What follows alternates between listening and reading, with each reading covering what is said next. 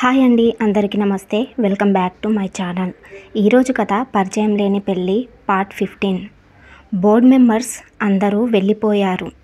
ఆకాష్, భూమి క్లయింట్స్కి ఎలాంటి డిజైన్స్ కావాలో అని డిస్కస్ చేస్తున్నారు. చాలాసేపటికి క్లయింట్స్తో మీటింగ్ కూడా కంప్లీట్ అయ్యింది. క్లయింట్స్ వెళ్ళిపోయారు. భూమి గట్టిగా గాలి పీల్చుకుని వదిలింది. ఆకాష్ ఏదో ఫైల్ని చూస్తూ ఆమెని గమనించాడు. ఏంటి, బోర్గా ఉందా అని చిన్నగా నవ్వుతూ అడిగాడు. ఇబ్బందిగా ఉంది ఈ డ్రెస్తో అని సమాధానం ఇచ్చింది. ఇబ్బందిగా ఉందా అంటూ ఫైల్ని క్లోజ్ చేసి, ఈరోజు ఆఫీస్లో అందరూ నిన్ను ఎలా చూశారో తెలుసా? స్వర్గలోకం నుండి దేవకన్య భూమిపై వచ్చిందేమో అన్నట్టుగా చూశారు అని చెప్పాడు ఆకాష్. ఇక చాలు ఆపండి, నన్ను మునగ చెట్టు ఎక్కించకండి అంది ఆమె. నిజం చెప్తున్నాను, చాలా చాలా అందంగా కనిపించావు.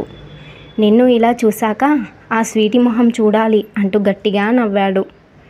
పెళ్ళైన దగ్గర నుండి అతను అంతలా నవ్వడం భూమి మొదటిసారి చూసింది. ఆమె కళ్ళకి అతను అందంగా కనిపిస్తున్నాడు.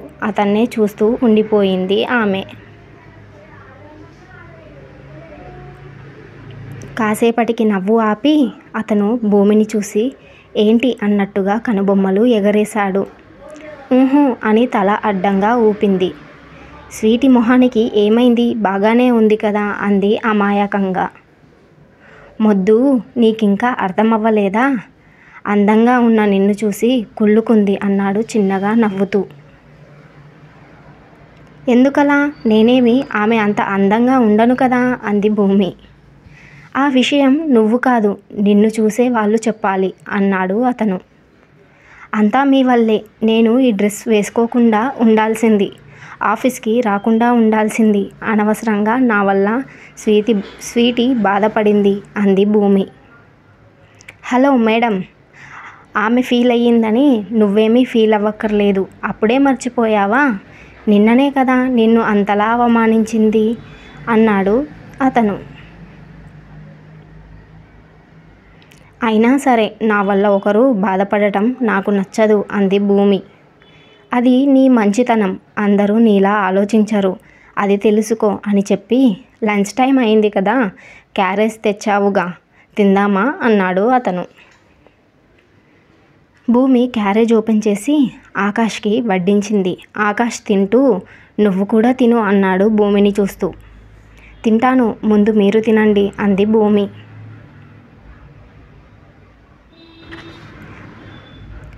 మంచిగా చెబితే నువ్వు వినవే అంటూ ఆమె రెండు బుగ్గలని ఒత్తి పట్టగానే ఆమె పెదవులు తెరుచుకున్నాయి. పిడికిలి నిండా అన్నం తీసుకొని భూమి నోట్లో కుక్కాడు. భూమి గింజుకుంటూ మాట్లాడాలనుకున్న నోటి నిండా అన్నం ఉండడంతో మాట్లాడలేకపోయింది. ఆమెని చూసి ముసిముసి నవ్వులు నవ్వాడు అతను. బిక్కమొహం పెట్టుకొని అతన్ని చూస్తూ తినేసి వాటర్ తాగింది భూమి. ఇంకో ముద్ద పెట్టమంటావా అని అడిగాడు అతను. వద్దు వద్దు, నేను తింటాను అని కంగారు పడుతూ చెప్పింది. లంచ్ కంప్లీట్ అయ్యాక స్టాఫ్ అందరికీ భూమిని పరిచయం చేశాడు. స్టాఫ్ అమ్మాయి శృతిని రమ్మని పిలిచాడు ఆకాష్. ఆ అమ్మాయి హడావిడిగా వచ్చి ఆకాష్ ముందు నిల్చుంది. మన కంపెనీ ప్రీవియస్ డిజైన్స్ అన్నీ మేడంకి చూపించు అని చెప్పాడు ఆకాష్. ఓకే సార్ అని చెప్పింది శృతి. నువ్వు వెళ్ళి ఆ అమ్మాయి చూపించే డిజైన్స్ చూడు, అప్పుడే నీకు ఒక ఐడియా వస్తుంది ఎలాంటి డిజైన్స్ గీయాలో అని చెప్పి క్యాబిన్లోకి వెళ్ళిపోయాడు ఆకాష్. మ్యామ్ ఇలా రండి అని ఆమెను సిస్టమ్ ముందుకు తీసుకెళ్ళింది శృతి. ఇద్దరూ కూర్చొని సిస్టంలో ఒక్కొక్క డిజైన్స్ని చూపిస్తుంది శృతి. భూమి డిజైన్స్ చూస్తుండగా ఆమె వెనకాల 4 అడుగుల దూరంలో ఇద్దరు అబ్బాయిలు భూమిని చూస్తున్నారు.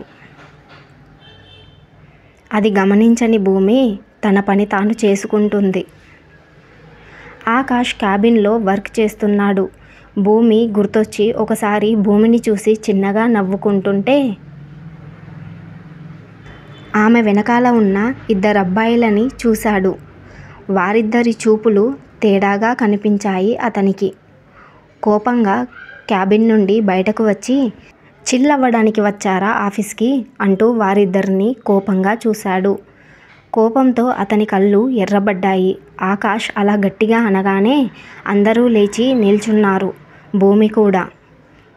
ఆ ఇద్దరు ఆకాష్ని చూసి సారీ సార్ అని చెప్పారు.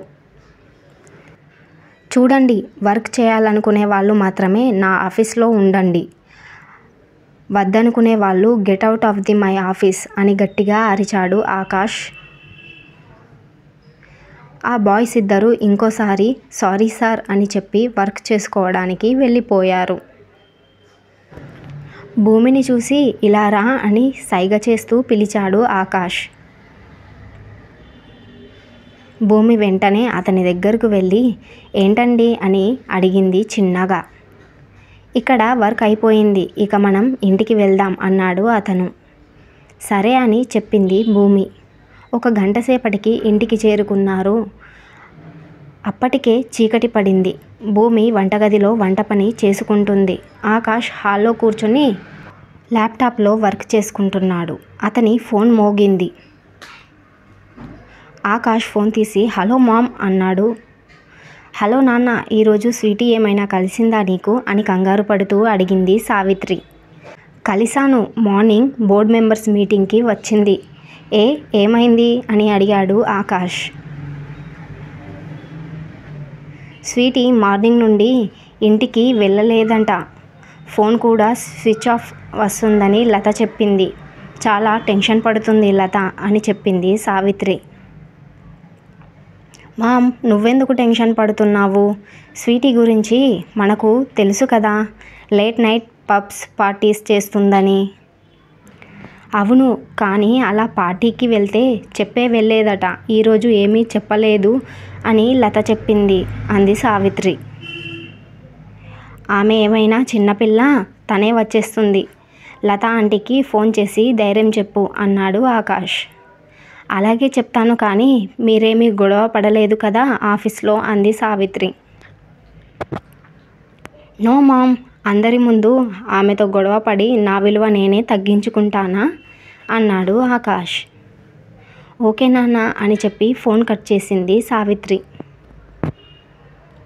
పైకి అలా చెప్పాడే కానీ స్వీటీ ఎక్కడికి వెళ్ళింది ఇంత రాత్రి టైంలో? బయట ఏం చేస్తుంది?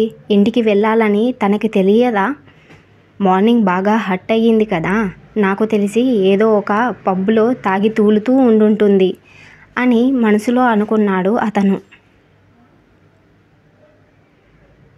వంటగదిలోంచి భూమి వచ్చి ఆలోచనలో మునిగిన ఆకాష్ని చూసి అప్రయత్నంగా అతని భుజంపై చేయి వేసింది. ఆమె చేతి స్పర్శ తాకగానే తలపైకి ఎత్తి భూమిని చూశాడు అతను. ఏమైంది అని దిగులుగా అడిగింది ఆమె. ఆమె దిగులుని గమనించి ఏమీ లేదు, ఆఫీస్ టెన్షన్ అని స్వీటీ విషయం చెప్పలేదు అతను. కాసేపటి తర్వాత ఇద్దరూ కలిసి డిన్నర్ చేస్తున్నారు. ఆకాష్కి ఫోన్ వచ్చింది. ఫోన్ తీశాడు. అవతల లత ఏడుస్తుంది. ఆంటీ ఏమైంది, ఎందుకు ఏడుస్తున్నారు అని కంగారు పడుతూ అడిగాడు ఆకాష్. భూమి ఆకాష్ మాటలు విని తినడం ఆపేసి అతన్నే చూస్తుంది కంగారు పడుతూ.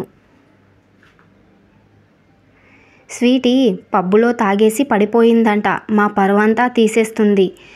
ఆమెను తీసుకురావడానికి టైంకి అంకుల్ కూడా లేడు ఇంట్లో. కాస్త నువ్వెళ్ళి స్వీటీని ఇంటికి తీసుకురా అని అడిగింది లత. నేనా అన్నాడు అతను.